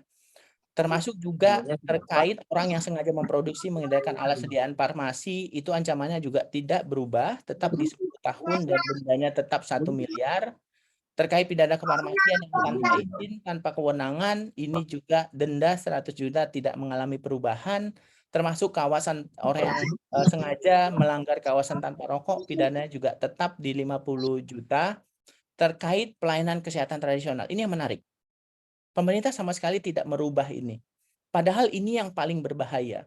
Bayangkan di pasal 191 dan kemudian diulang kembali di draft RUU pasal 435. Kalau setiap orang, ada orang tanpa izin melakukan praktek pelayanan kesehatan tradisional, pakai alat, pakai teknologi, mengakibatkan kerugian harta benda, mengakibatkan luka berat, mengakibatkan kematian, itu pidana penjara paling lama cuma 1 tahun. Dendanya paling banyak hanya 100 juta. Bayangkan tenaga kesehatan. Kalau tenaga kesehatan tanpa izin, tadi pidananya 300 juta. Kalau tenaga kesehatan karena kesalahannya mengakibatkan luka berat, 3 tahun penjara. Kalau mengakibatkan meninggal, itu 5 tahun penjara. Sementara ada orang melakukan pelayanan kesehatan tradisional tanpa izin menyebabkan meninggal, hanya diancam dengan ancaman pidana 1 tahun. Ini tentu syarat kriminalisasi yang tidak adil. Tentu harusnya ini lebih berat pemahaman saya, bukan malah lebih ringan. Terkait pertolongan pertama, bahkan pimpinan fasilitas pelayanan kesehatan dan tenaga kesehatan di undang-undang sebelumnya tetap dimasukkan dengan diancam pidana penjara 2 tahun dan denda 200 juta. Tentu ini multitafsir terkait tidak memberikan pertolongan pertama dalam keadaan gawat darurat yang harus diancam dengan ancaman pidana penjara 2 tahun dan denda paling banyak 200 juta. Apakah sejahat itu tenaga kesehatan? Termasuk juga pidana seolah-olah tenaga kesehatan tidak berubah. Kemudian juga pidana akibat kelalaian juga tidak berubah, mengakibatkan kelalaian berat, berbeda dengan yang tradisional tadi hanya ancamannya 1 tahun. Kalau ini tenaga kesehatannya diancam penjara 3 tahun. Kalau melakukan kelalaian berat mengakibatkan luka berat. Kalau menyebabkan kematian 5 tahun. Berbeda dengan pelayanan kesehatan tradisional yang hanya 1 tahun dan dendanya maksimal hanya 100 juta. Ini yang disebutkan di pelayanan kelalaian oleh pelayanan kesehatan tradisional. Luka berat dan mati hanya 1 tahun penjara. Termasuk juga menggunakan alat, ini juga tidak mengalami perubahan, mempekerjakan tanpa SIP di dalam RUU, ini bisa diancam dengan 3 tahun penjara dan denda 300 juta. Terkait wabah, tidak ada perubahan bagi nakhoda yang kemudian membawa biologi penyebab virus, kemudian di pasal 446 Undang-Undang Kesehatan juga ini tidak mengalami perubahan. Termasuk di beberapa aturan-aturan di dalam RUU tidak mengalami perubahan. Nah, terkait telehealth dan telemedicine, tadi saya sudah sampaikan bahwa dalam upaya pelayanan upaya kesehatan bisa dilakukan dengan pemanfaatan informasi dan komunikasi, penyelenggaraan bisa dilakukan terdiri dari telekesehatan dan telemedicine. Nah, definisi telekesehatan untuk pelayanan kesehatan non klinis itu telekesehatan. Untuk pelayanan klinis, itu telemedicine. Nah, di dalam definisi telemedicine dan telekesehatan, ini sepertinya tidak sesuai dengan Permenkes 19, Permenkes nomor 20 tahun 2019 tentang telemedicine. Ada kerancuan dan kebingungan di dalam membuat definisi telekesehatan dan telemedicine. Beberapa ketentuan yang membingungkan dan tidak sesuai dengan Permenkes 19 2020 ini yang kemudian kita sayangkan. Termasuk juga di dalam undang-undang terkait SJSN, di dalam undang-undang SJSN, di sini disebutkan jelas bahwa ada manfaat yang kalau bagi fasilitas pelayanan kesehatan yang bekerja sama. Tetapi tidak disinggung terkait rumah sakit penanam modal asing, apakah diwajibkan untuk memberikan pelayanan kepada peserta BPJS. Termasuk juga warga negara asing atau tenaga kesehatan warga negara asing juga tidak ada kewajiban memberikan pelayanan kesehatan bagi peserta BPJS. Besaran iuran jaminan di pasal 27 itu akan ditinjau secara berkala sekurang-kurangnya 2 tahun. Tetapi ini besaran iuran jaminan kesehatan. Sementara untuk besaran biaya tarif inhalasi BPJS yang dibayarkan kepada rumah sakit termasuk tarif besaran kapitasi yang dibayarkan kepada fasilitas pelayanan kesehatan tidak ada disebutkan akan ditinjau secara berkala. Seharusnya agar fair, maka harus pada saat besaran iuran jaminan kesehatan itu ditinjau, maka besaran iuran juga harus ditinjau. Termasuk juga persentase upah pendapatan. Jadi kalau di aturan 40 2004 tentang SJSN pasal 27 besaran jaminan kesehatan peserta penerima upah itu ditentukan persentase dari upah sampai batas tertentu. Jadi ada batas tertentu. Dan batas tertentu ini ternyata dihilangkan di pasal 27 Undang RUU Kesehatan. Jadi persentasenya mengikuti pendapatan seseorang. Jadi semakin tinggi pendapatannya, kalau 100 juta pendapatannya, maka persentasenya mengikuti 100 juta juga. Kalau di pasal 27 itu ada sampai batasan tertentu. Di dalam Undang-Undang 24 2011 yang ini juga masuk di dalam perubahan di dalam Undang-Undang RUU Kesehatan, yang menarik adalah terkait dalam melakukan tugas, direksi berwenang mengusulkan dulu kepada Presiden besaran penghasilan Dewan Pengawas dan Dewan Direksi. Ternyata pasal mengusulkan kepada Presiden besarnya penghasilan Dewan Pengawas dan Dewan Direksi ini dihapus di dalam RUU Kesehatan. Termasuk juga di pasal 25 ini dihapus, yaitu berusia paling rendah 40 tahun dan paling tinggi 60 tahun. Jadi untuk dapat diangkat menjadi anggota Dewan Pengawas dan anggota Dewan Direksi, calon tersebut harusnya memenuhi syarat usianya paling rendah 40 dan paling tinggi 60. Ini pasal terkait usia dihapus. Termasuk juga yang tadi mengusulkan besaran iuran, ini juga dihapus. Di dalam Undang-Undang Pendidikan Nasional ada beberapa pasal-pasal yang diubah, dihapus, dan kemudian ketentuannya juga ditetapkan seperti Undang-Undang 20 2003 tentang Pendidikan Nasional, Undang-Undang 12 2012 tentang Pendidikan Tinggi, dan juga Undang-Undang Praktek Kedokteran 20 2013. Banyak ketentuan-ketentuan yang diubah di dalamnya, termasuk ada beberapa ketentuan pasal-pasal yang dihapus, termasuk bentuk perguruan tinggi, pendidikan tinggi, yang itu bisa diatur, yang itu bisa diselenggarakan di akademi dalam bentuk akademi atau profesi atau vokasi. Termasuk penyelenggaraan pendidikan, gelar akademik, gelar profesi, dan vokasi ini bisa dikeluarkan oleh penyelenggara pendidikan termasuk institusi rumah sakit. Dan di institusi rumah sakit terkait gelar akademik boleh diberikan termasuk juga pengaturan otonomi pengaturan tinggi, termasuk juga apa itu institusi penyelenggara pendidikan. Ada tambahan pasal di antara pasal 8 dan pasal 9, yaitu pasal 8A, institusi penyelenggara pendidikan profesi tertentu adalah rumah sakit pendidikan yang menyelenggarakan pendidikan profesi. Jadi terkait rumah sakit pendidikan nanti akan diatur dengan keputusan menteri, dan ini diatur juga dan keterlibatan terkait program spesialis, pasal 25, ini diselenggarakan oleh perguruan tinggi bekerjasama dengan kementerian. Ada bahasa organisasi profesi, tetapi ini adalah choice dan atau. Jadi boleh dilibatkan atau tidak. Termasuk gelar profesi yang ini juga terlihat di dalam ketentuan, tetapi bahasanya juga dan atau. Jadi keterlibatan organisasi profesi hanya choice pilihan. Termasuk juga ketentuan mengenai sertifikat profesi, keterlibatan organisasi profesi pilihan, bukan dan, tetapi dan atau. Terkait Undang-Undang Praktek Kedokteran juga ada ketentuan yang pasal-pasalnya disisip di pasal 18A. Terkait rumah sakit pendidikan itu terbagi menjadi umum, khusus, afiliasi, dan satelit. Definisi umum, khusus, satelit nanti teman-teman bisa baca di dalam draft RUU. Kemudian terkait pendanaan juga, dan juga ini pendanaan melibatkan masyarakat. Dialihkan menjadi beban kewajiban pemerintah, tetapi sepertinya di-share menjadi kewajiban masyarakat. Termasuk wahana pendidikan, ini juga diatur, dan definisi organisasi profesi juga menimbulkan kerancuan sesuai yang didiskusikan tadi. Ada beberapa sisipan-sisipan pasal, termasuk akselerasi, dan juga definisi-definisi, termasuk juga tenaga kesehatan dokter yang ini masuk dalam kelompok tenaga kesehatan. Tenaga medis masuk di dalam kelompok tenaga kesehatan. Pengadaan tenaga kesehatan juga ini diselenggarakan oleh oleh menteri, tetapi tanpa melibatkan peran dari organisasi profesi. Dan termasuk kuota juga ini juga ditetapkan oleh pemerintah dan pemerintah daerah. Warga negara asing juga cukup ada permintaan bisa untuk investasi dan non investasi terdapat pemerintahan dari pengguna tenaga kesehatan.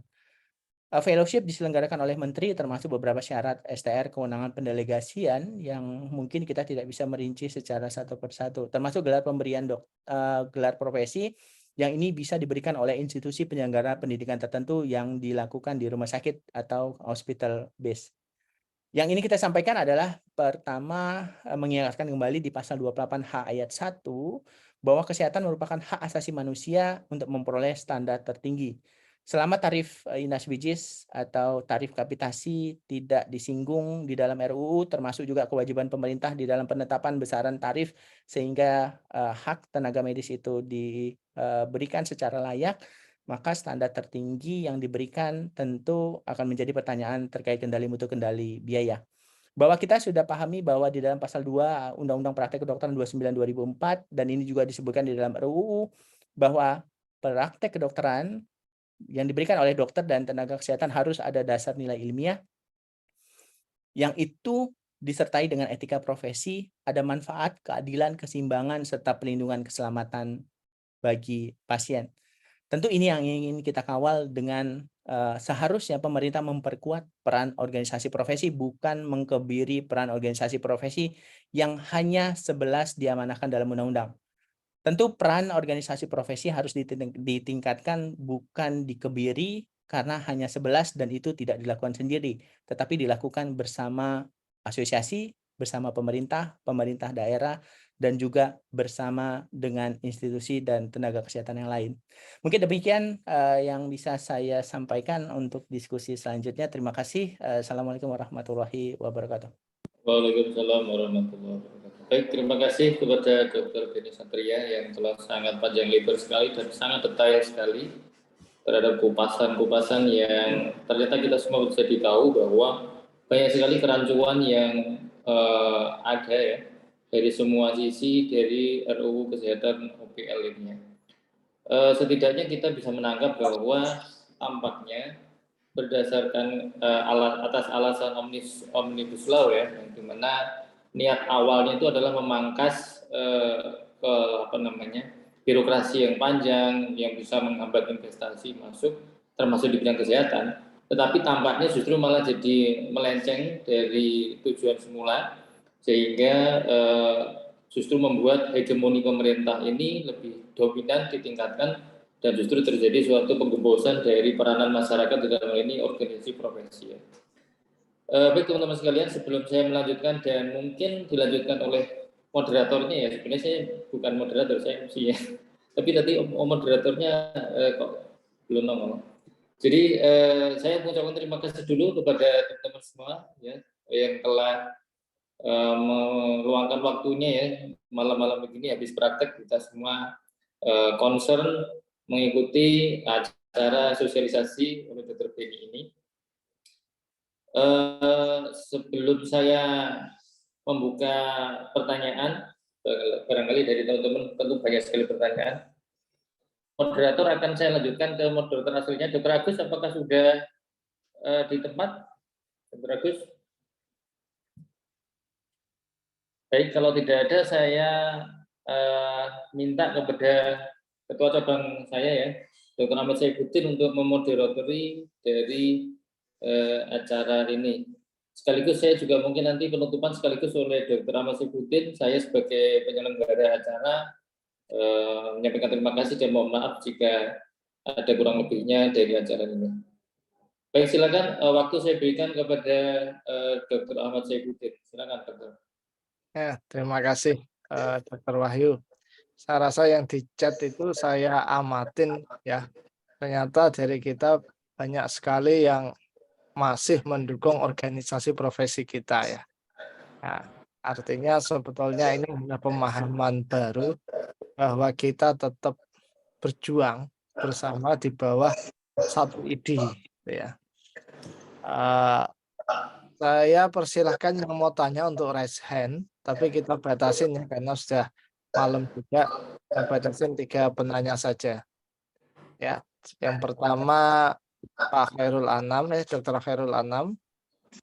Nanti tolong disebutkan dokter dari mana, anggota ID cabang mana gitu ya. Terima kasih. Monggo Dr. Khairul Anam. Terus nanti dilanjutkan Dr. Muhammad Nur Aziz dan Dr. Dewa Nyoman. Baik, terima kasih dok atas waktunya dok. Mungkin saya dari PTGI dok. PTGI dok. Yang saya tanyakan dok, izin ke dokter BN dok. Kalau tentang masalah dokter asing itu dok, dokter warga negara asing. Nah, kalau di asas hukum pidana kan mengenal teritorial. Jadi setiap orang yang melakukan tindak pidana dalam wilayah Indonesia itu bisa dilakukan penuntutan pidana. Itu ada.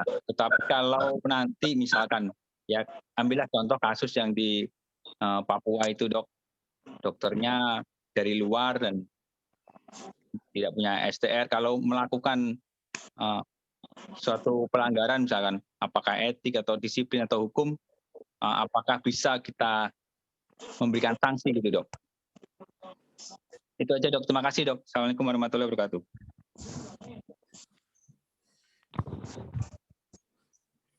Terima kasih. Ini mau langsung dijawab atau nunggu penanya lainnya Dr. Beni?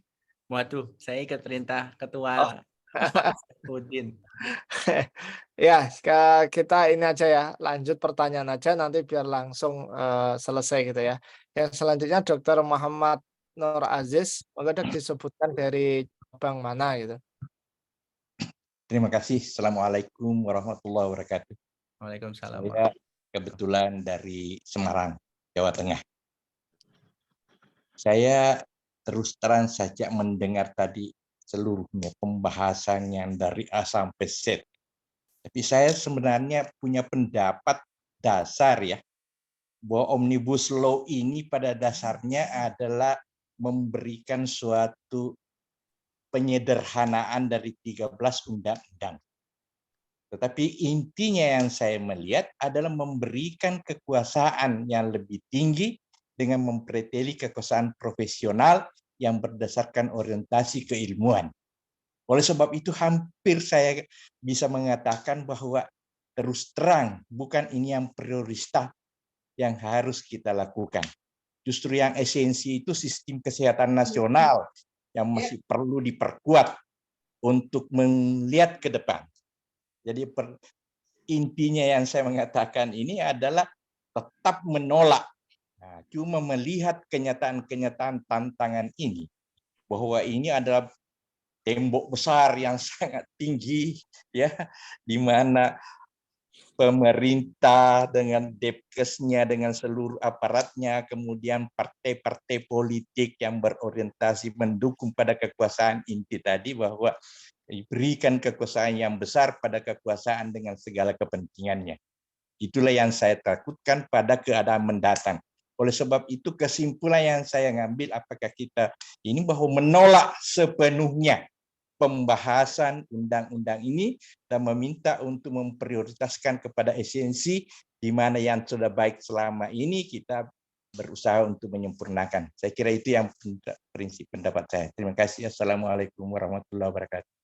Waalaikumsalam warahmatullahi wabarakatuh. Terima kasih Dr. Nur Aziz. Selanjutnya nih yang terakhir ya, biar karena kita batasin 3 aja, ke Dr. Dewa Nyoman. Monggo Dr. Dewa Nyoman. Ya, selamat malam ini. Harusnya Dokter Dewa Nyoman tuh narasumber tuh, jangan nanya dia. Oh, ini sama-sama BAP 2A ya? Iya. Pak Ketua, ini izin Pak Ketua, ini kan kebetulan pas lagi ini aja juga Pak Ketua. Izin gini, saya di luar konteks hukum ya, di luar konteks hukum bertanya sih. Tadi terkait dengan Pak Dr. Khairul Anam tadi mungkin hampir serupa ya. Cuman kalau beliau menanyakan dari sisi sanksi etik dan hukumnya, sanksi dan etik dan disiplin, kalau saya dari sisi rumah sakit. Ya. Ini sebenarnya rumah sakit itu menguntungkan atau kemudian nanti mempersulit. Karena begini, kalau misalnya rumah sakit itu ada peluang-peluang seperti ini bisa saja rumah sakit tertentu yang mungkin berafiliasi dengan rumah sakit di Asia Tenggara ya, itu kita bisa menjadi rumah sakit yang istilahnya memiliki dokter-dokter asing gitu ya. Meskipun asingnya nggak perlu terlalu jauh, tapi di seputaran Asia Tenggara. Ini dari sisi rumah sakit sebenarnya mungkin Dr. Benny juga paham juga kan, juga orang rumah sakit ya. Bisa dikatakan ini menambah nilai jual begitu loh. Tapi di satu sisi ketika bicara dari sisi profesi, kemudian bicara dari sisi SDM lokal ini tentu akan mempersulit. Nah ini yang saya coba ingin tanya tanggapannya Pak Ketua, saya kebiasaan Pak Ketua ini.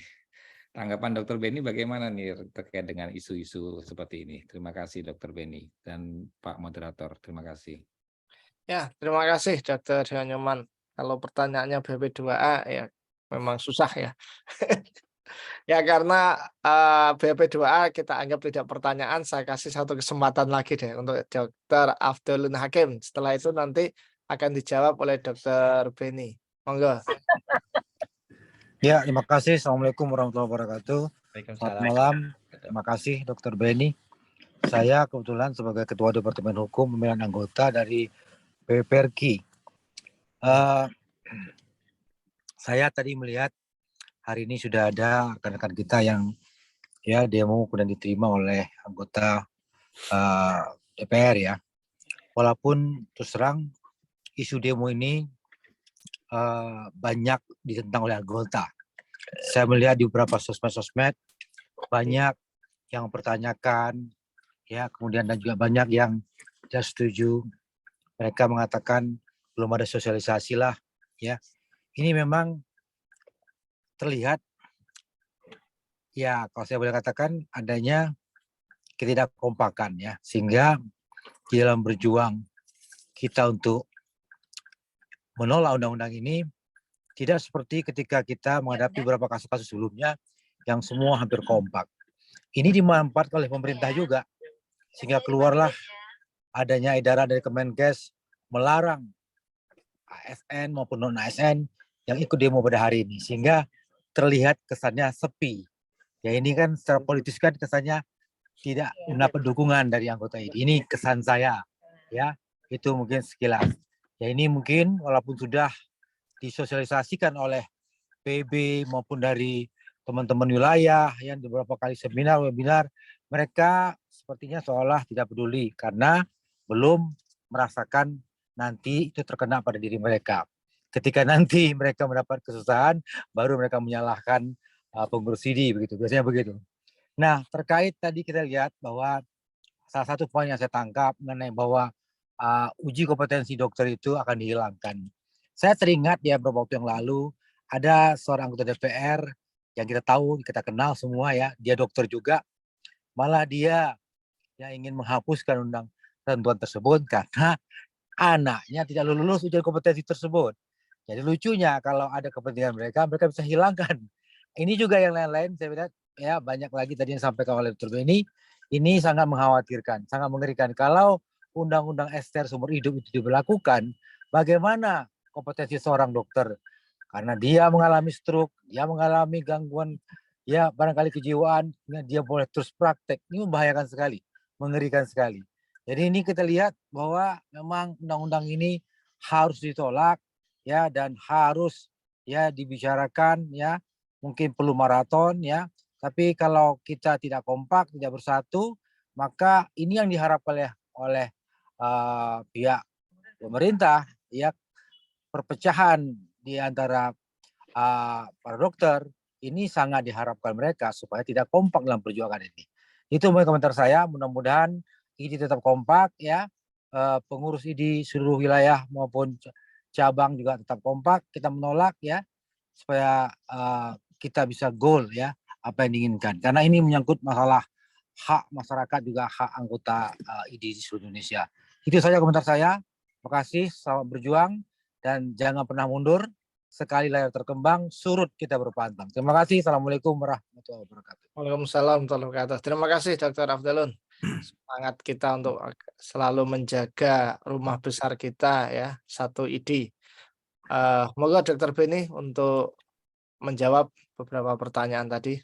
Baik, terima kasih Dr. Saifuddin dan teman sejawat semua ya. Ya terkait tenaga kerja asing atau warga negara asing, saya ingin menyampaikan dulu satu slide. untuk memberi pemahaman kita di sini yang slide ini selalu saya sampaikan di beberapa pertemuan-pertemuan. Inilah kondisi di mana seorang dokter atau tenaga kesehatan baru saja diduga melakukan kesalahan atau kelalaian. Maka dia akan disidang oleh Majelis Kehormatan Etik Kedokteran untuk sidang etis. Dan bahkan disidang oleh MK DKI untuk pembuktian dia melanggar disiplin atau tidak. Kalau dia di perhimpunan, ada Dewan Etik PDSP di perhimpunan. Bahwa mungkin sudah ada pertemuan mediasi sesuai pasal 29 Undang-Undang 36 2009. Tetapi yang bersangkutan tetap akan diproses oleh tim kendali mutu kendali biaya. Oleh tim pertimbangan klinis provinsi sesuai dengan Permenkes nomor 17 tahun 2019. Atau bisa banding kepada Dewan Pertimbangan Klinis di tingkat pusat sesuai Permenkes 17 2019. Belum selesai juga akan diproses di Badan Pengawas Rumah Sakit tingkat provinsi. Karena salah satu tugas Badan Pengawas Rumah Sakit, kebetulan saya juga salah satu anggota Badan Pengawas Rumah Sakit di Provinsi Sumatera Utara, akan memeriksa karena tugas tanggung jawabnya adalah menjamin hak dan kewajiban pasien, termasuk hak dan kewajiban tenaga kesehatan. Ada tim anti fraud di masing-masing rumah sakit. Yang bersangkutan juga akan diperiksa. Sudah berapa? Kemudian yang merasa kepentingan dirugikan, pasal 55 akan mengadukan kepada pihak berwajib, kepada kepolisian, dan atau menggugat secara perdata ke pengadilan. Padahal amanah undang-undang pasal 29 itu mediasi dulu. Ada peradilan pers, ada TikTok, ada sosial media, ada YouTube, ada Facebook, ada Instagram, yang mungkin dokter atau tenaga kesehatan tersebut belum lagi terbukti bersalah, tetapi sudah dinarasikan bersalah dan seolah-olah pembunuh. Ada Dewan Pertimbangan Klinis, sesuai dengan Permenkes 17 2013 yang tentu akan ikut berproses kalau yang bersangkutan itu melayani atau peserta BPJS Kesehatan. Ada Badan Pengawas Rumah Sakit di tingkat rumah sakit. Ada Komite Etik Hukum Rumah Sakit yang tentu punya kewenangan juga memanggil atau mengklarifikasi perbuatan dugaan tindak pidana. Sebanyak ini yang nanti akan dialami oleh tenaga kesehatan dokter warga negara Indonesia. Untuk menjawab pertanyaan tadi, apakah ini akan dialami juga oleh warga negara asing? Kalau ancamannya 5 tahun penjara, tentu ada kewenangan untuk melakukan penahanan. Tetapi kalau ancamannya di bawah 5 tahun, tidak ada kewenangan untuk melakukan pengancaman kecuali yang bersangkutan akan menghilangkan barang bukti. Nah, apakah proses di mana MKDKI-nya? Apakah standar yang dia lakukan itu mengikuti standar pendidikan praktek kedokteran di Indonesia atau di tempat dia berpendidikan atau di mana warga negaranya berasal? Tentu yang bersangkutan bukan warga negara Indonesia, adalah tetap kewarganegaranya adalah warga negara asing. Siapa yang kemudian menyidangkan apakah warga negara asing di mana negaranya berasal atau bisa dilakukan di Indonesia? Ketentuan itu belum secara jelas dan terang diatur oleh pemerintah kita, termasuk juga beberapa ketentuan regulasi, termasuk etik. Apakah nanti majelis etik di Indonesia atau majelis etik yang ada di negaranya? Termasuk itu yang belum juga, ini yang tadi yang saya sampaikan, menimbulkan ketidakpastian hukum dan sekaligus menjawab apa yang ditanyakan oleh Dr. Dewa. Ya benar, saya saat ini menjabat selain Ketua BHP2A adalah Ketua Asosiasi Rumah Sakit Swasta Indonesia di Sumatera Utara.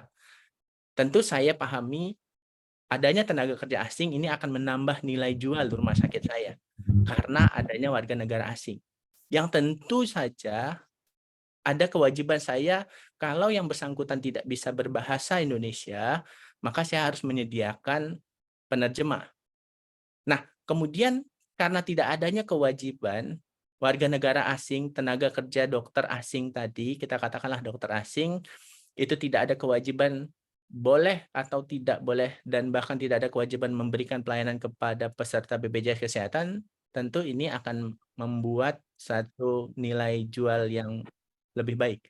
Termasuk juga tadi tidak adanya kuota pembatasan berapa jumlah dokter dan berapa jumlah perawat dan jumlah bidan yang boleh bekerja di satu rumah sakit. Tentu harapan kita tidak seperti itu.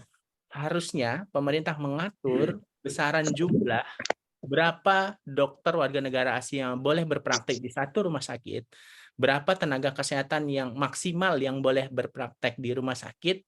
Karena kalau tidak diatur, bisa saja fully itu isinya adalah warga negara asing tanpa mempertimbangkan jumlah dan ketersediaan tenaga kesehatan warga negara Indonesia yang sudah ada. Ini tentu tidak kita harapkan.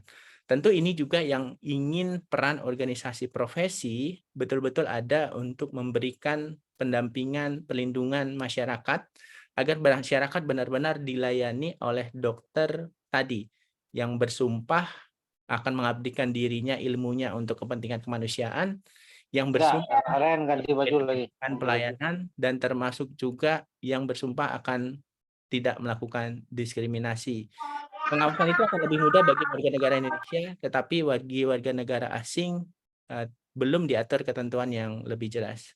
Mungkin itu yang bisa saya jelaskan lebih dulu, Dr. Ipul. Jadi secara keseluruhan tentu saya sebagai pengelola rumah sakit sangat menguntungkan kalau memang aturan itu sangat dipermudah, hanya dengan persyaratan non-investasi dan juga tanpa mempertimbangkan jumlah ketersediaan warga negara yang tenaga kesehatan yang ada di daerah tersebut. Mungkin demikian Dr. Dewa, terima kasih untuk pertanyaannya. Ya, terima kasih Dr. Beni. Ya, kalau yang tenaga asingnya yang dipanggil dari negara-negara yang maju ya. Kalau nanti yang muncul adalah dari negara-negara yang tidak maju, repot juga kita nanti ya. Dan apakah juga yang dokter asing dari negara maju mau dibayar dengan standar Indonesia gitu pertanyaannya. Ya, terima kasih sekali lagi kepada Dr. Beni yang sudah mengupas tuntas tentang RUU Kesehatan Omnibus Law ini, membawa pencerahan banyak bagi kita. Ternyata undang-undang yang tidak jelas ini siapa penyusunnya akan begitu banyak merugikan kita semuanya. Kita sebagai profesi, kita juga sebagai yang ada di organisasi profesi, dan tentunya kita sebagai masyarakat secara umum. Karena sudah malam, kita akhiri. Insya Allah nanti rekaman ini akan diupload di YouTube-nya PBID. Sekali lagi terima kasih kepada Dr. Beni dan teman sejawat semuanya, para senior guru. Untuk acara selanjutnya saya serahkan ke MC Dr. Wahyu. Monggo, masih ada nggak? Oh, kalau nggak ada saya cukupkan sekian. Terima kasih sekali lagi. Saya tutup. Pertanyaan saya kok belum dijawab, Pak? Ya, dari Pendapat siapa? saya kok belum ditanggapi? Yang dari siapa nih, Dok? Dr. Muhammad Nur Aziz dari Jawa Tengah. Oh, Dr. Mazes. Tadi kelihatannya statement, Dok ya. Iya. Ya. Coba Dr. Beni, statementnya dari Dr. Nur Aziz tadi yang sebetulnya menolak juga intinya ya, Dr. Aziz ya. Artinya menolak dan tidak membahas gitu loh. Bukan Tidak membahas. membahas, ya. Itu kan pembahasan ya. Bagaimana setiap itu. Ada masalah-masalah pokok yang harus kita bahas. Yang sudah ada ini biarkan berjalan saja, malah disempurnakan aja setiap ini. Itu yang pertanyaan saya. Oleh sebab itu saya simpulkan bahwa ini mutlak ditolak dan tidak dibahas. Caranya sekarang yang kita harus pikirkan bersama, kekompakan terus-menerus, dan memang kelihatannya ini ya memerlukan suatu langkah yang kontinu, bersatu, dan kemungkinan memerlukan pengorbanan. Ya, makasih Dr. Aziz. Memang langkah-langkah kita sudah menyatakan menolak dan meminta itu dikeluarkan dari prolegnas prioritas gitu ya. Mungkin Dr. Beni bisa lebih menjelaskan lebih detail. Baik, terima kasih Dok. Ya, mohon maaf karena terlewatkan tadi. Karena saya tentu mengaminkan dan menyepakati apa yang sudah dokter sampaikan, dan ini juga sudah menjadi perhatian Ketua Dr. Adi Kumaydi, termasuk Dr. Ahmad Ipul Saifuddin juga bagian dari tim yang dipimpin oleh Prof. Sukman Tulus Putra. Kita menolak keras dan kita meminta agar jangan masuk di dalam prolegnas.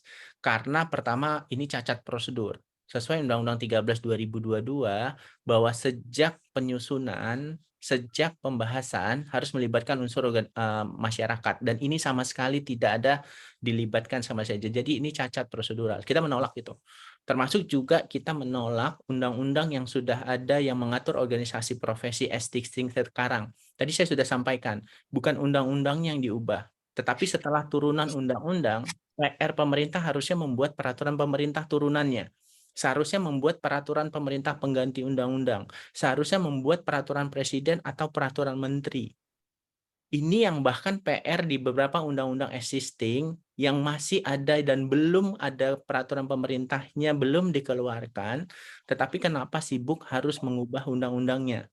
Harapan kita seharusnya bukan undang-undangnya yang diubah, tetapi turunannya yang harusnya dibuat. Peraturan pemerintah, peraturan presiden pengganti undang-undang, peraturan menteri, ini dulu yang harusnya dibuat. Jadi memang kita sependapat tolak rancangan undang-undang Omnibus Kesehatan ini.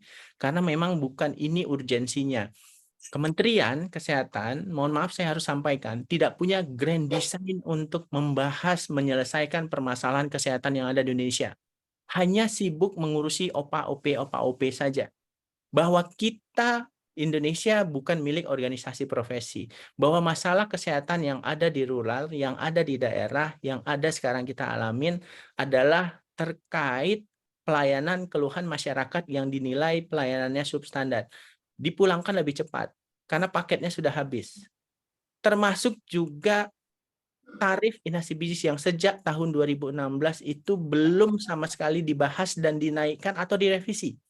Termasuk besaran kapitasi yang hanya 8.000 dan 10.000 itu pun harus dianalisa secara kapitasi berbasis komitmen pelayanan yang nilainya selalu turun. Tentu pembayaran Rp2.000 untuk dokter gigi yang sangat kecil, Rp8.000 untuk dokter umum di kapitasi, dan itu besaran kapitasinya hanya maksimal di 9.500 dikali mungkin kapitasinya hanya 5.000, tidak mencukupin. Sejak 2016 tidak pernah dibahas. Bukan itu yang dibahas oleh pemerintah, tetapi malah kemudian mengurusi organisasi profesi. Ini yang saya khawatir Kementerian Kesehatan itu mendapat pembisik-pembisik yang kurang tepat. Yang kita butuhkan adalah grand design. Bahwa bukan organisasi profesi yang menjadi penghambat, tetapi organisasi profesi tentu harus dirangkul untuk diajak. Saya sependapat untuk ditolak, Dok. Dan memang ini jangan dibahas. Yang dibahas harusnya PP-nya, yang dibahas harusnya Perpu-nya, yang dibahas harusnya peraturan presidennya, yang dibahas harusnya peraturan menterinya. Karena peraturan menteri itu sangat mudah dibuat dan sangat cepat berubah juga. Berbeda dengan PP dan Perpres. Yang ini membutuhkan waktu dan kajian yang lebih mendalam dalam membuat PP dan Perpres. Saya berpendapat memang tolak RUU ini tidak dibahas. Terima kasih, Dokter. Ya, terima kasih. Sekali lagi kepada para guru senior sejawat semuanya, mari kita ramekan bersama-sama di media sosial kita tentang dengan tagar tolak RUU Kesehatan Omnibus Law. Nah, ini kita setelah aksi, kita tetap maintenance aksi ini dengan mengamplifikasi di media sosial, ya. Harapannya setiap dari kita, jika kita mampu mengamplifikasi, maka ada 200.000 tagar, dan ini akan saya yakin membuat kader juga DPR. Sekali lagi, keberhasilan kita tentunya adalah ketika kita bisa kompak bersama-sama menolak RUU Omnibus Law ini. Terima kasih atas kehadirannya pada malam hari ini. Semoga membawa manfaat semuanya. Terima kasih. Saya cukupkan sekian. Assalamualaikum warahmatullahi wabarakatuh. Selamat malam. Waalaikumsalam. Assalamualaikum warahmatullahi wabarakatuh. Waalaikumsalam.